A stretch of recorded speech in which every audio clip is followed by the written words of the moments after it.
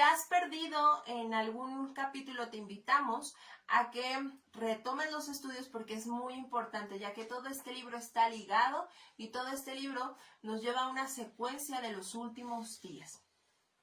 Antes de comenzar a dar lectura al capítulo 17, quisiera ponerte en un contexto acerca de lo que vamos a hablar el día de hoy. Hoy vamos a hablar acerca de Babilonia. Y Babilonia es, en este punto de la escritura tiene dos connotaciones. Pero en el Antiguo Testamento podemos ver a Babilonia como una ciudad. Ahora, ¿dónde o cómo fue fundada esta ciudad? Bien, todo nos remonta hasta el libro de Génesis. Y precisamente la Biblia nos habla acerca de un hombre en los primeros capítulos de Génesis, donde nos dice precisamente que era su fundador, Nimrod. Y Nimrod se le conoce como un poderoso o vigoroso cazador.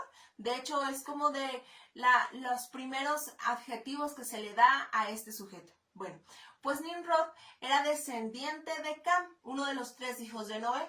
El padre de Nimrod era Cus. Y precisamente este Nimrod fue el fundador de lo que era la ciudad de Babel. Y nosotros ubicamos mejor la ciudad de Babel por la famosa Torre de Babel que también nos habla el libro de Génesis. Esta torre fue precisamente fundada o creada porque tenían un orgullo y vanidad de esa ciudad y querían ser similares a Dios, querían llegar al cielo.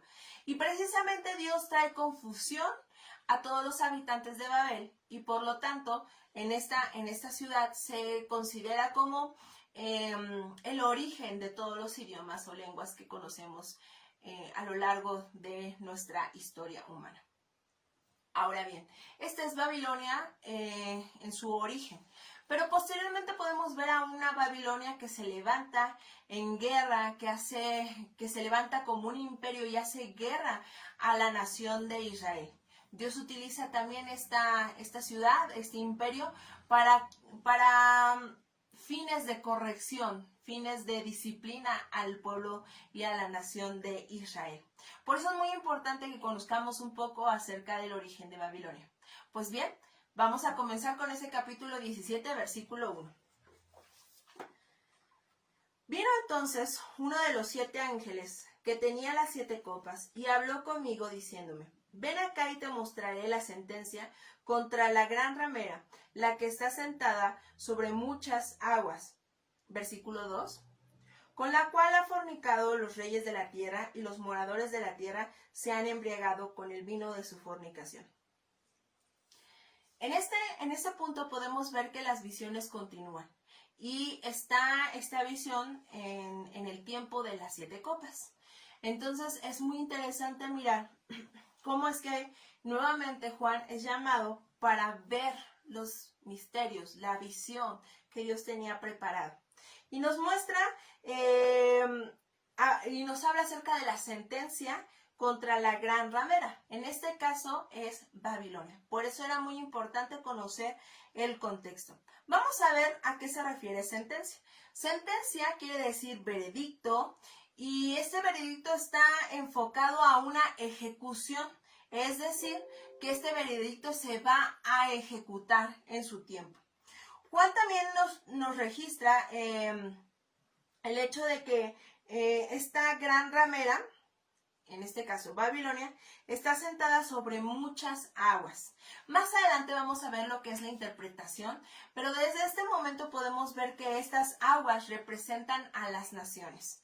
Vamos a considerar ahora que el mismo libro nos empieza a dar la descripción de esta visión. Nos dice como número 1, la gran ramera. Esto nos habla de su prostitución espiritual. Es muy importante esto, porque el enfoque que vemos aquí en Apocalipsis de Babilonia, podemos visualizarlo como una ciudad y también podemos ver desde el contexto que es un dominio de todas las ideologías, de todas las religiones, de todo lo que va en contra de Dios. Entonces, en ese punto podemos visualizar este gobierno de Babilonia. Por eso se le considera la gran ramera. Esto nos habla de su prostitución espiritual. Y con esto vamos precisamente al versículo 2. Con la cual han fornicado los reyes de la tierra, y los moradores de la tierra se han embriagado con el vino de su fornicación. Seguimos estando en la etapa de la descripción. Primeramente podemos ver que la mujer, en este caso, la gran ramera, está sentada sobre muchas aguas. Estas muchas aguas van a representar los pueblos y eso más adelante lo vamos a platicar. Pero también nos habla de que está sentada, nos dice que es un dominio, es decir, está sobre ellos, los está sometiendo, es decir, todas las aguas están bajo la influencia de la gran ramera. Los reyes de la tierra, esto lo habla en el versículo 2 y nos dice que con la cual han fornicado los reyes de la tierra, los moradores de la tierra se han embriagado. Es muy interesante esto porque los reyes de la tierra atribuye precisamente a todos aquellos que van a estar a favor de lo que va a realizar esta gran mujer, la autoridad, y vamos a ver un poco más adelante también acerca de este dominio de estos reyes, pero también nos habla de los moradores de la tierra, es decir, toda la gente rebelde que está en contra de los planes de Dios. Y nos dice una característica importante, se han embriagado. Esto quiere decir que se dejaron engañar, se dejaron utilizar, se dejaron influenciar por todo lo que esta mujer ejerce también.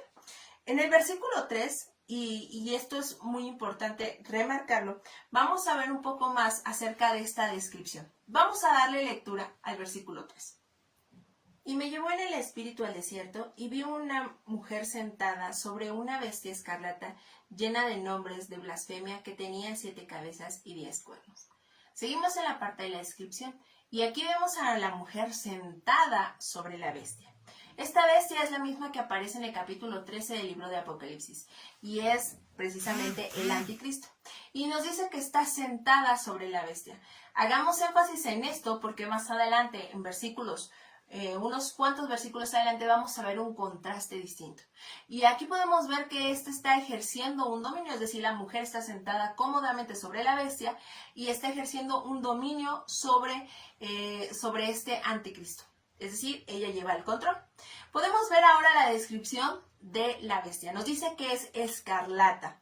Este color representa precisamente, como ya lo hemos analizado en pasajes anteriores, es el color como rojo fuego, un rojo sangre, y representa toda la maldad, todos los asesinatos que va a realizar esta bestia, en este caso el anticristo. Pero es muy importante hacer énfasis en cuestión de las vestimentas que a lo largo de este estudio hemos podido ver o visualizar. Por ejemplo, hemos visto aquellos santos y ancianos que tienen vestiduras blancas. Y ahora podemos ver que esta bestia está vestida de escarlata y por supuesto también podemos ver un poco acerca de lo que refleja esta vestimenta. El color escarlata pues era muy popular en el tiempo de Juan, es decir, en el Imperio Romano. Era un color que se utilizaba para demostrar opulencia, demostrar lujo, autoridad. Entonces es muy importante ver el énfasis aquí en los contrastes. Por un lado podemos ver las vestiduras blancas que reflejan santidad y humildad. Y por otro lado podemos ver estos colores como escarlata, rojo, que representan el orgullo, hasta cierto punto el lujo, la opulencia que ellos quieren demostrar. Y es muy importante notar que esta bestia estará llena de nombres de blasfemia. Y esto hace un énfasis en cuestión de llena, nos refleja que es un tiempo continuo, es decir, que es una característica del anticristo, la blasfemia. Es decir, no es algo que haga de vez en cuando, sino es algo constante en su persona. Es decir, que está llena de blasfemia, es algo que realizará en todo tiempo. Y la blasfemia precisamente es esa palabra en contra de Dios, es un corazón rebelde, es todo aquello que se habla para negar la autoridad de Dios, negar su sacrificio, pero va aún más allá, es la maldición en contra del nombre de Dios. Entonces, fíjate bien estas características o esta descripción que se hace de la bestia. Ahora nos dice que 7 cabezas y 10 cuernos. Más adelante vamos a ver, porque el mismo ángel da la interpretación de lo que es la visión. Así que podemos ver que a este punto lleva 7 cabezas y 10 cuernos que van a representar también un dominio aquí de reyes. Ahora, podemos ver que en este punto toda la naturaleza de lo que estamos viendo está hablando en contra de Dios. Es decir, en esta visión podemos ver que estos elementos, Babilonia, la bestia, que es el anticristo, son elementos que siempre se han demostrado o se han alzado en contra de Dios. A este punto podemos situar nuevamente en un escenario donde vemos cómo la maldad está teniendo influencia o está teniendo autoridad, está teniendo su manifestación libremente. Vamos a ver qué dice el versículo siguiente. Y la mujer estaba vestida de púrpura y escarlata y adornada de oro y de piedras preciosas y de perlas, y tenía en la mano un cáliz de oro lleno de abominaciones y de la inmundicia de su fornicación. Continuamos con la descripción de esta mujer. Y precisamente nos dice que está vestida de púrpura y escarlata. Esto es un simbolismo de realeza, de autoridad. En este punto podemos ver cómo esta mujer tiene una influencia muy fuerte sobre la bestia, sobre reyes y sobre los moradores de la tierra. Ahora, vamos a hacer un poquito de contrastes en estas cosas, porque podemos ver cómo es que esta mujer viste con opulencia. La misma escritura nos dice que está adornada de oro, piedras preciosas, perlas. Eso nos habla de una belleza externa, algo que se puede ver y que realmente a mucha gente le atrae.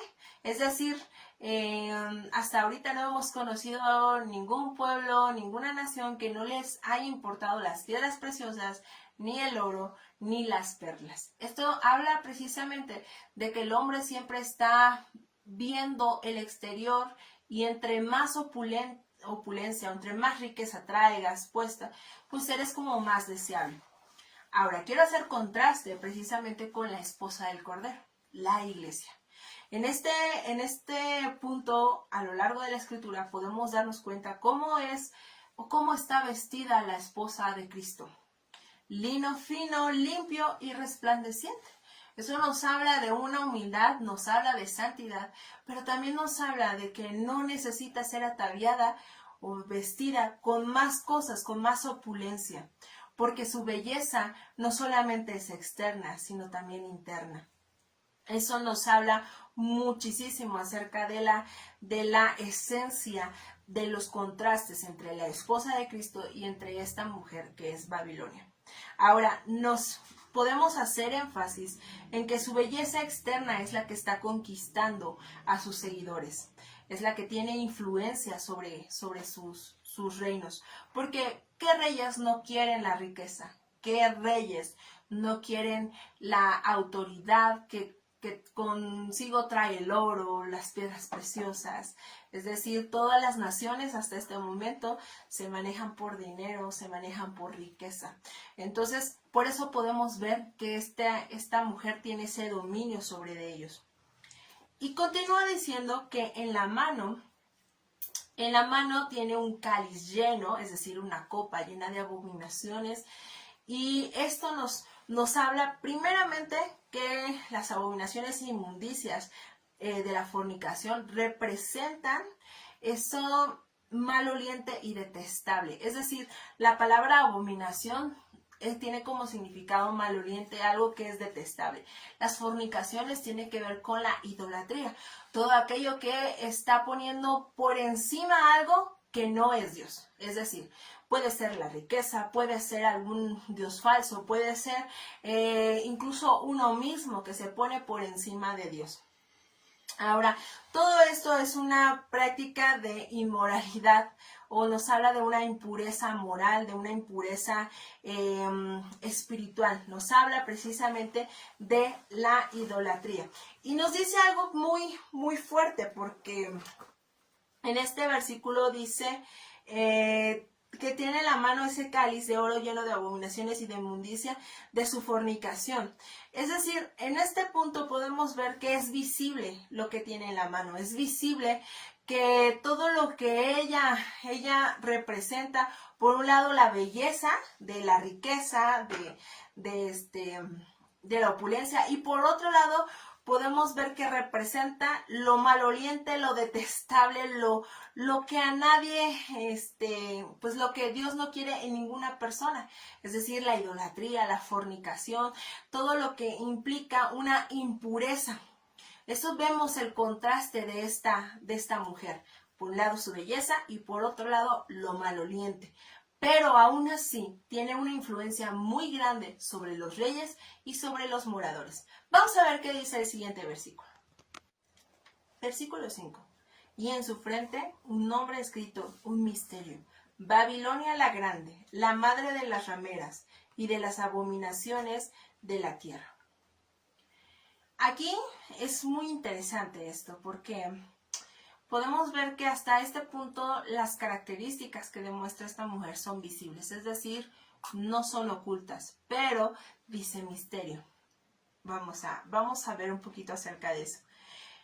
Y nos dice que tiene un nombre, su nombre en la frente. Ahora, es muy fuerte esto. Algunos han especulado en cuestión de esto, porque dicen que en la antigüedad algunas de las rameras traían escrito aquí su nombre en la frente, de alguna manera para hacer énfasis que ellas se dedicaban a la prostitución y la gente pudiera identificarlas fácilmente. Pero más allá de eso, es muy interesante ver que en la frente es algo visible, es algo que no es oculto. Imagínense traer quizás el nombre escrito en alguna otra parte del cuerpo, podría en algún momento esconderse o podría ser no visible delante de toda la gente, pero traerlo en la frente habla de una exhibición, es decir, que toda la gente podía notar. Y es muy fuerte porque dice cuál es su nombre. Nos dice Babilonia la grande, la madre de las rameras y de las abominaciones de la tierra. Es decir, no oculta absolutamente nada. ¿Cuál es el propósito de esta mujer, verdad? En este punto, por eso es hacer énfasis en que la escritura nos habla de Babilonia como una ciudad, pero también nos habla de como tal un poder que se ejerce, que es de idolatría, que es todo en contra de Dios. Entonces, en este punto podemos darnos cuenta que ella ha dado a luz a muchas cosas, religiones, por ejemplo, ideologías, por ejemplo. Es decir, es la madre de todas las abominaciones, es la madre de todas las inmundicias en ese sentido. Es decir, ella le ha dado el origen a muchas cosas que hoy en día vemos, muchas cosas que van en contra de Dios. Ahora, quiero hacer énfasis en este punto, que el mal nunca, como tal, nunca ha sido disfrazado, como mucha gente puede a veces enseñarlo, en el sentido de que el mal siempre ha estado presente, siempre ha sido visible. El problema es que muchas veces la gente no quiere ver la realidad de las cosas. Y también nos damos a entender que precisamente el pecado lo que ocasiona es ceguera espiritual. Entonces, la gente puede estar cometiendo alguna cuestión mala y uno puede decir, pero ¿cómo es que no se ha dado cuenta? ¿O cómo es que no se da cuenta que hace daño, que va en contra de Dios? Es por esa ceguera, pero el mal siempre ha estado visible. Y llama mucho la atención esto, porque esta mujer, Babilonia, en este punto, la ciudad, como tal, es la fuente principal de una idolatría, es la fuente principal de todas las formas que van en contra de Dios, y no está oculto, es visible, pero muchas veces por causa del pecado, o muchas veces porque la gente no quiere cambiar su vida, sigue teniendo la influencia de este mal. Entonces es muy importante mirar estos versículos desde esta perspectiva. Vamos a ver qué dice el siguiente versículo. Versículo 6. Vi a la mujer ebria de la sangre de los santos y de la sangre de los mártires de Jesús, y cuando vi, quedé asombrado con gran asombro. Es muy interesante este versículo porque seguimos viendo la descripción de esta mujer, pero aparte vemos la reacción de Juan ante esta situación. Dice que estaba ebria de la sangre de los santos. Esto nos habla acerca de la persecución. Es decir, hasta este punto, esta mujer va a provocar la persecución y la muerte de los santos. ¿Quiénes son los santos? Son todos aquellos que decidieron creerle al Jesús, creerle a Mesías, creerle en fe a todo lo que iba a seguir sucediendo y cómo nuestro Señor va a ser victorioso en todo su esplendor, ¿no? Es decir, su victoria visible sobre todo el mal. Y la mujer va a emprender esta persecución contra los santos, pero al decir ebria quiere decir que va a haber un deleite en ella, es decir, se va a deleitar de exterminarlos, lo va a disfrutar. Esto se me hace algo súper cruel en el sentido de cómo es posible. Pero podemos ver que esa es la naturaleza de esta mujer, ¿verdad? Ir en todo en contra de lo que es de Dios y asesinar y deleitarse aún en eso. Y nos dice aquí en la escritura que el apóstol se asombra.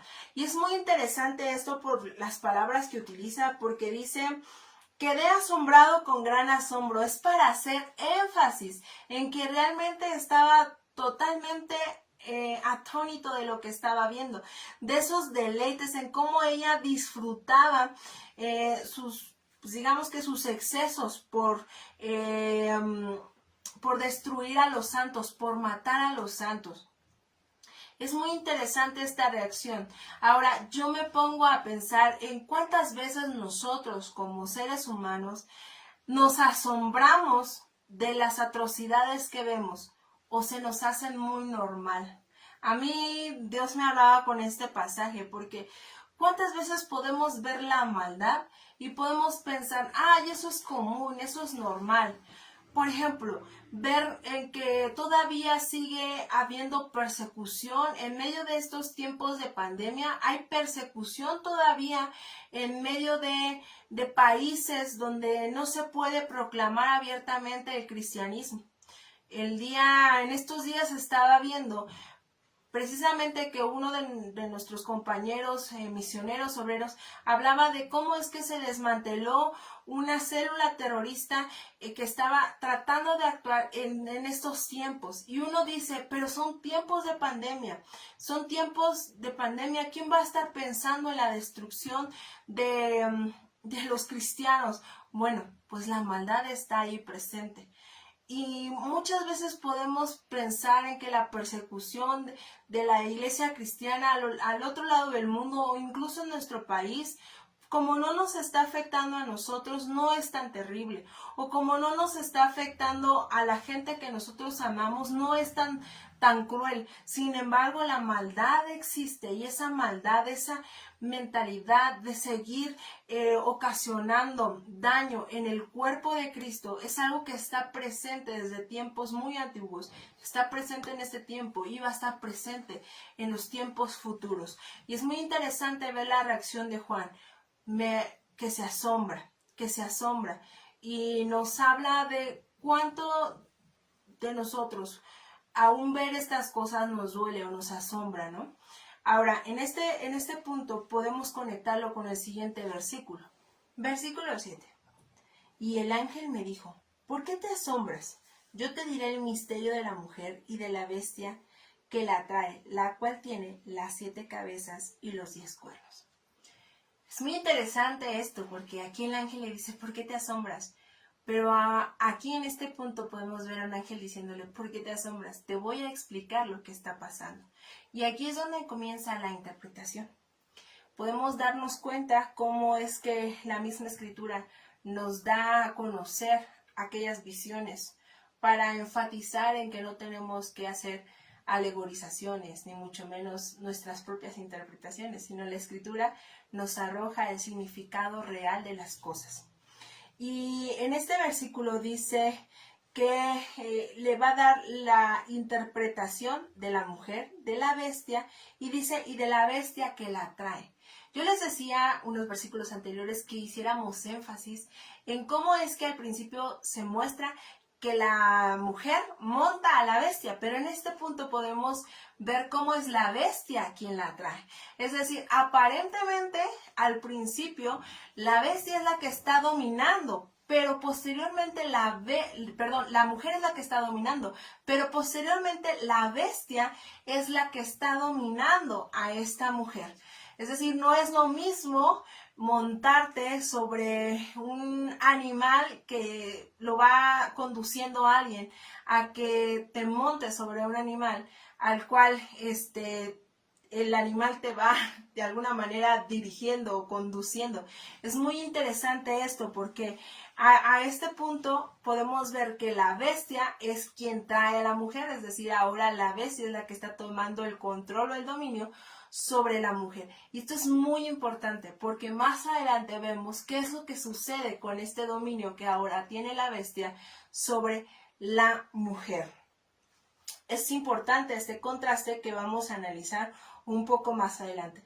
Y nuevamente nos repite que tiene las 7 cabezas y los 10 cuernos. Hasta este punto todavía sigue siendo un misterio, aunque podemos entender un poco sobre qué quieren decir las cabezas y qué quiere decir los cuernos, porque ya tenemos estos mismos objetos con anticipación en otras visiones y podemos entender a qué se refiere. Pero ahorita en este punto el ángel va a interpretar acerca de lo que está viendo en esta visión Juan. Por eso vamos a pasar al siguiente versículo. Versículo 8. La bestia que has visto era y no es, y está para subir del abismo e ir a perdición. Y los moradores de la tierra, aquellos cuyos nombres no están escritos desde la fundación del mundo en el libro de la vida, se asombrarán viendo la bestia que era y no es y será. Esto para la mente que tenga sabiduría. Las 7 cabezas son 7 montes sobre los cuales se sienta la mujer, y son 7 reyes. 5 de ellos han caído, uno es y otro aún no ha venido, y cuando venga es necesario que dure breve tiempo. Versículo 11. La bestia que era y no es también el octavo y es de entre los 7 y va a la perdición. ¿Por qué leí todos estos versículos juntos? Porque es muy importante remarcar todo lo que nos enseña en estos versículos el contexto. Es muy fuerte. Nos dice como interpretación que la bestia era y no es. Esto nos lleva también, nos remonta al capítulo 13 del libro de Apocalipsis, donde vemos ahí un suceso que pasa con el anticristo y que es visible delante de todos los moradores, y es muy interesante porque vemos que es herido de muerte y después hay una resurrección o se levanta, y esto provoca que haya una adoración aún más fuerte para este anticristo. Así que vamos a ver que también esta palabra de era y no es nos habla también de los tiempos en los cuales se mueve esta bestia. ¿Por qué? Porque nos habla de que la bestia tiene un pasado, tiene un presente y tiene un futuro. Entonces nos remonta a entender cómo es su pasado, su presente y cuál va a ser su destino final. Ahora, recordemos que el diablo siempre es un imitador.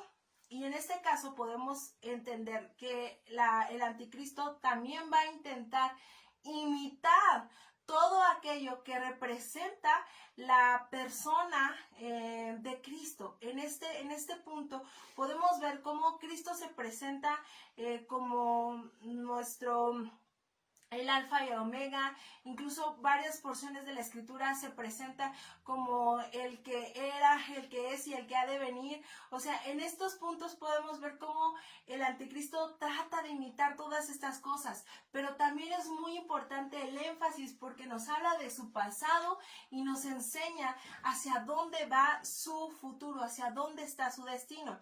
Y ahora en este punto dice, y es muy marcado, que nos habla acerca de que la bestia tiene 7 cabezas y nos dice que estas 7 cabezas en el versículo 8 dice, la bestia que has visto era y no es, y está para subir al abismo e ir a la perdición. Perdón, en estos versículos podemos ver de dónde sale la bestia, del abismo, es decir, de las habitaciones de Satanás, y va a la perdición, hacia dónde está su futuro. Pero también nos dice más adelante, esto es para la mente que tenga sabiduría. Las 7 cabezas son 7 montes. Los 7 montes también representan los 7 reyes. Y dice, 5 de ellos han caído y uno es y el otro aún no ha venido. Ahora, ¿qué es todo esto? Ya hablamos que las 7 cabezas son 7 montes y estos representan 7 reyes. Para este punto que Juan recibe la visión, ya habían pasado 5 imperios muy importantes: Egipto, Asiria, Babilonia, Medo-Persa y los griegos. Es decir, 5 imperios muy importantes que se habían incluso levantado en contra de la nación de Israel, porque ustedes pueden leerlo en la escritura, eso está históricamente comprobado y está también dentro de la escritura, donde podemos ver que Egipto se levantó en contra de Israel, Asiria se levantó en contra de Israel, Babilonia se levantó en contra de Israel, el imperio medo-persa se levanta en contra de Israel, y también, aunque no está todo ahí como tal visualizado acerca del imperio griego, podemos darnos cuenta que también fue muy importante y cómo es que se levanta en contra de la nación de Israel. Pero para el tiempo en que Juan está viendo esta visión, está un imperio presente. Este es Roma. Por eso ya hablamos Egipto, Asiria, Babilonia, Medo-Persa, Grecia. El que es, uno es, está hablando de Roma, y el que ha de venir, el que no ha llegado todo ese imperio, que nos habla acerca del reinado del anticristo. Entonces aquí podemos ver los 7 reyes, pero continúa esta parte. Nos sigue hablando en este versículo 10, dice, 5 de ellos han caído, uno es y el otro aún no ha venido, y cuando venga es necesario que dure breve tiempo. Nuevamente podemos ver cómo se nos habla del breve tiempo que va a tener este reinado del anticristo. De acuerdo a lo que hemos estado estudiando a lo largo de todo este tiempo del libro de Apocalipsis, podemos darnos cuenta que estamos hablando de la última semana de Daniel, estamos hablando del tiempo de la tribulación y estamos hablando del breve tiempo que va a tener todo este dominio satánico del anticristo. Vamos a ver en el siguiente versículo, dice, la bestia que era y no es, y es también el octavo, y es de entre los 7 y va a la perdición.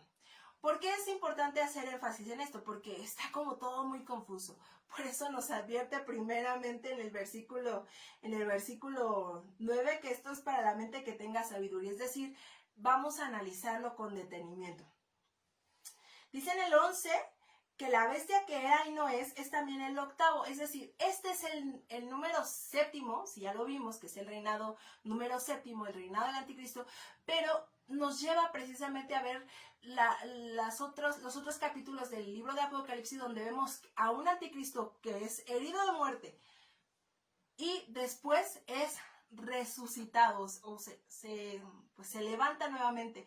Esto genera que este sea el octavo reinado, es decir, es el mismo, pero en 2 facetas diferentes.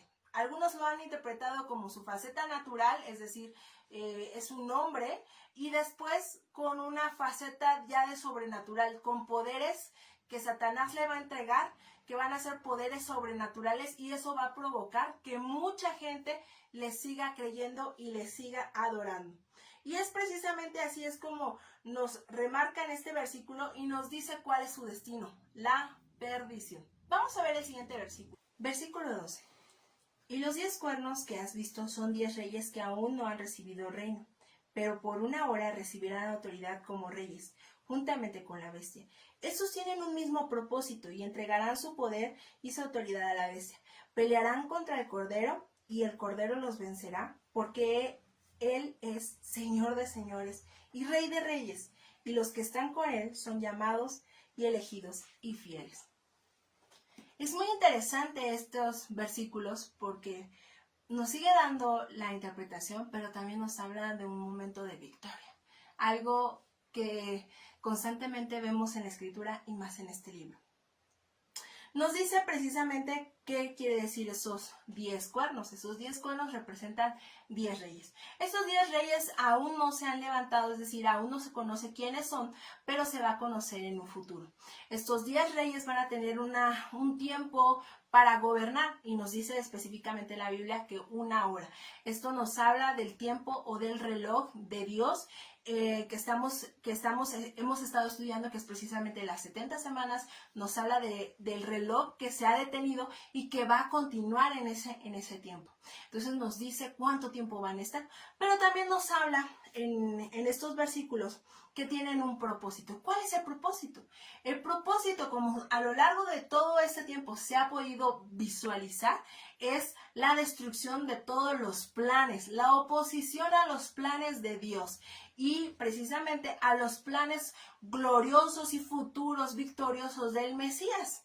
Es decir, se van a oponer al reinado y por eso es que le van a dar su autoridad, su voto, de alguna manera su favor, su apoyo al anticristo.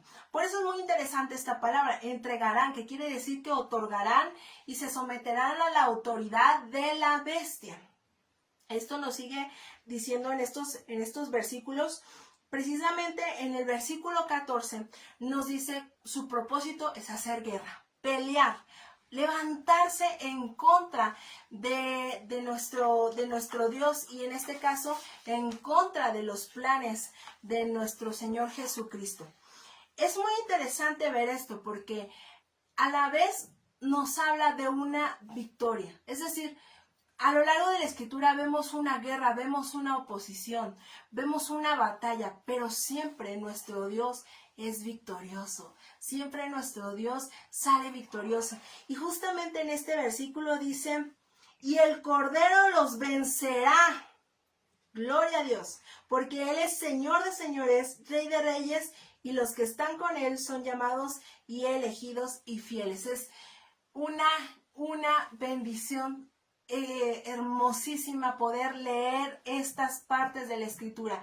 Fíjate bien que cuando pensamos en Apocalipsis, pensamos en la parte, digamos que terrible de este libro y nos asusta, nos da miedo. He escuchado mucha gente decir que le da miedo leer este libro, que todas las visiones, que le da mucho miedo, que tienen pesadillas. Mira, es más glorioso leer la parte donde podemos ver cómo nuestro Dios saldrá victorioso, cómo Dios va a traer esa paz, ese reinado que tanto hemos estado esperando. Y es hermosísimo ver que en todo este libro de Apocalipsis se puede ver las alabanzas a Dios por ser Rey de reyes, Señor de señores. Así que este libro es un libro hermosísimo porque nos deja ver cómo su gloria va a ser manifiesta en el tiempo en el que Mesías venga a reinar. Es interesante también ver en este libro cómo Jesucristo es alabado y reconocido tanto igual que el Padre. ¿Por qué es importante esto? Porque mucha gente nada más visualiza a Dios Padre y menosprecia o sobaja el ministerio de nuestro Señor Jesucristo. Pero en este libro podemos ver cómo es enaltecido y cómo es visualizado en el mismo plano, es decir, es uno solo. Por eso en estos versículos podemos ver a nuestro Señor Jesucristo como vencedor y eso nos llena de gozo y alegría.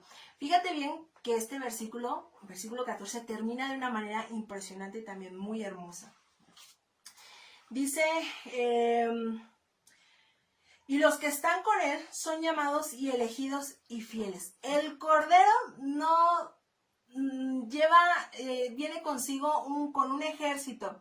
Y este ejército está, de alguna manera, pues están todos los santos, están llamados todos los santos. Y estas personas son quienes han sido llamadas, escogidas para la gloria de Dios. Pero también nos habla de la fidelidad de estos santos. Es decir, que nunca se volvieron atrás, nunca le dieron la espalda, siempre permanecieron con su fe y creyendo en la promesa y en la esperanza que nos da nuestro Señor Jesucristo. Son estos los que van a acompañar.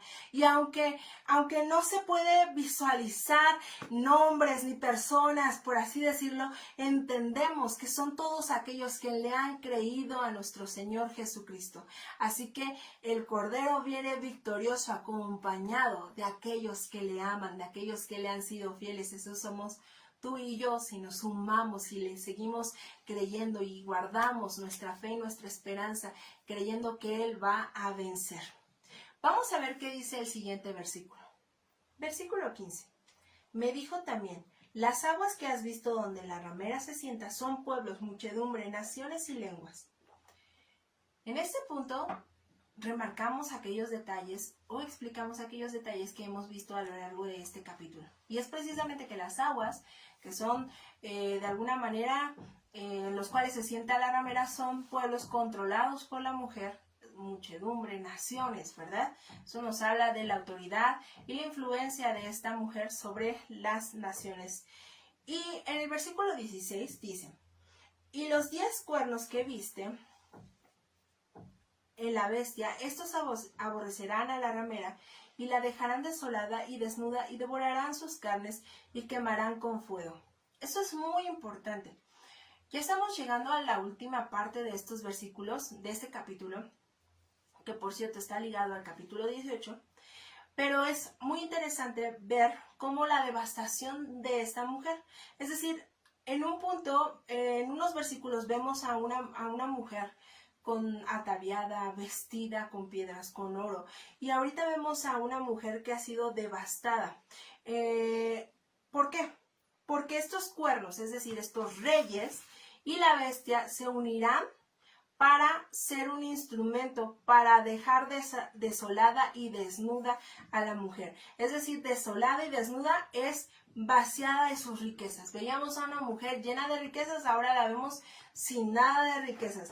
Dice que devorarán sus carnes, eso nos habla de ser destruida,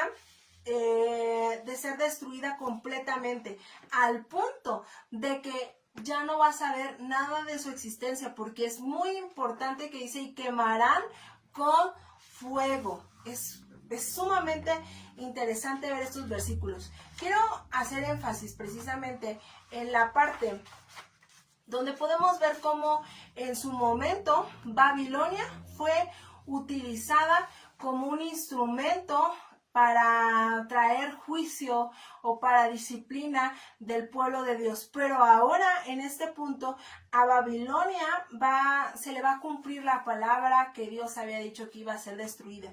Y va a ser utilizado los cuernos, es decir, los reyes, y la bestia para destruir a esta mujer. Entonces, es interesante ver cómo Dios utiliza esos instrumentos, ¿verdad? Hasta este punto podemos darnos cuenta de la soberanía de nuestro Dios. Vamos a hacer una especie de contraste para ir terminando con estos versículos. Y quiero hacer un contraste precisamente en el versículo 4. La mujer aparece vestida de ropas y joyas lujosas. Pero en el versículo, en este siguiente versículo, aparece desolada, vacía, sin nada de riqueza, desnuda completamente. En el versículo 3, ella viene cabalgando cómodamente la bestia y aparentemente la está controlando. Pero en el versículo 7, la bestia es quien la trae, es decir, es la bestia quien controla a la mujer. En este versículo 16 podemos ver totalmente su destrucción y es precisamente donde vemos como Dios prometió que Babilonia será destruida y desaparecería, y vemos a un Dios cumpliendo su palabra. Vamos a ver qué dicen los últimos versículos. Versículo 17. Porque Dios ha puesto en sus corazones al ejecutar lo que Él quiso, ponerse de acuerdo y dar su reino a la bestia hasta que se cumplan las palabras de Dios. Fíjate bien qué importante es esto, porque hasta este punto Dios les ha dado un derecho permisivo, por así decirlo, porque les ha estado dejando el terreno, pero posteriormente Dios va a cumplir su palabra y los va a utilizar a estos reyes y a la bestia para cumplir la palabra que fue dicha desde tiempo atrás, que Babilonia sería completamente destruida. Ahora es muy importante mirar que la palabra de Dios siempre se cumple. Muchas veces pensamos que porque ya pasaron muchos años, estoy hablando de que esta palabra se habló desde tiempos muy antiguos. Ni siquiera existíamos tú y yo, ni siquiera existían las generaciones que en estos tiempos viven. Estamos hablando de tiempos muy antiguos y estos tiempos futuros se van a ver con la promesa cumplida, es decir, nuestro Dios siempre tiene la promesa o cumple su promesa a su tiempo. Y Él tiene un propósito especial para permitir esas cosas. Entonces, hasta este punto, es decir, la mujer Babilonia va a ser destruida, va a ser completamente desolada y Dios va a utilizar instrumentos que ni siquiera imaginamos, ¿verdad? Instrumentos que pues hasta este punto estos se aprovecharon de lo que ofrecía la mujer, el sistema humano, de lo que ofrecía esta mujer como tal, en todas esas ideologías, religiones que engañaron a las naciones, a los moradores, y ahora estos mismos van a destruirla completamente. Entonces es muy importante mirar este versículo. Vamos a concluir con el versículo 18. Dice así: y la mujer que has visto es la gran ciudad que reina sobre los reyes de la tierra. En este último versículo podemos ver la última interpretación de esta visión, es decir, reitera la identificación de la mujer. Es muy interesante mirar cómo en estos últimos dos versículos se ve la palabra de Dios cumplida, es decir, se ejecuta la palabra de Dios y se le da hasta cierto punto a la bestia que cumpla su periodo también, que también tendrá un límite. Vamos a verlo más adelante cómo es que también esta bestia es destruida. Pero en este punto, cada uno de esos instrumentos fue utilizado con un propósito y Dios permite ese proceso, pero al final Él sigue teniendo la victoria. Así que como conclusión, podemos ver a lo largo de estos versículos, 18 versículos de este capítulo, podemos mirar cómo esta mujer, Babilonia, que representa en la escritura a una ciudad, pero también representa un sistema humano que se mueve a través de la religión, que se mueve a través de los engaños, se mueve a través de la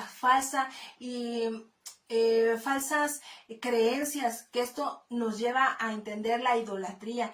Y esta Babilonia que se viste de riqueza, se viste de opulencia, que muchas naciones la ven bella y les atrae lo que enseña, les atrae las comodidades que muestra, les atrae todo lo que esta mujer, esta Babilonia representa, pero a final de cuentas, solo son engañados, manipulados y de alguna manera son instrumentos que posteriormente van a llevar a una destrucción.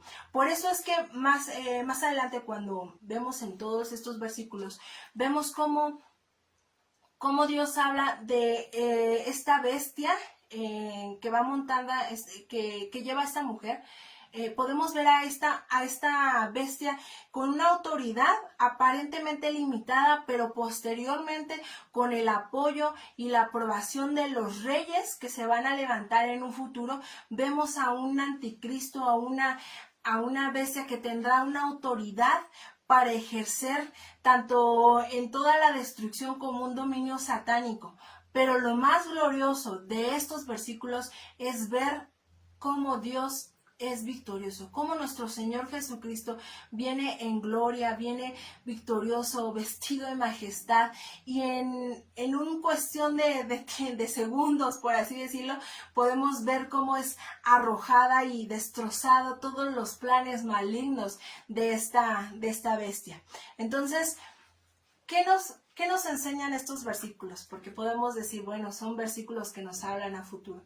Nos enseñan varias cosas, hermano. Primero, que como iglesia tenemos que estar fieles para ser de aquellos que vengan con nuestro Señor Jesucristo, cuando Él venga como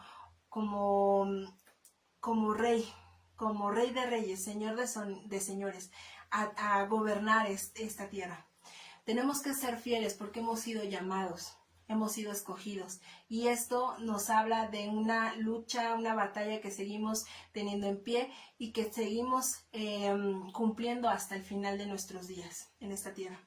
Pero también nos enseñan estos versículos que todos aquellos tiempos finales se van a cumplir y que Dios lo ha prometido desde tiempos antiguos, pero lo va a cumplir en tiempos futuros. Y esa es nuestra esperanza, que no importa cuánto mal se levante, Dios siempre sale victorioso ante cualquier cosa, ante cualquier bestia, ante cualquier sistema político, religioso, humano que se quiera levantar en contra de Dios. Dios siempre sale victorioso.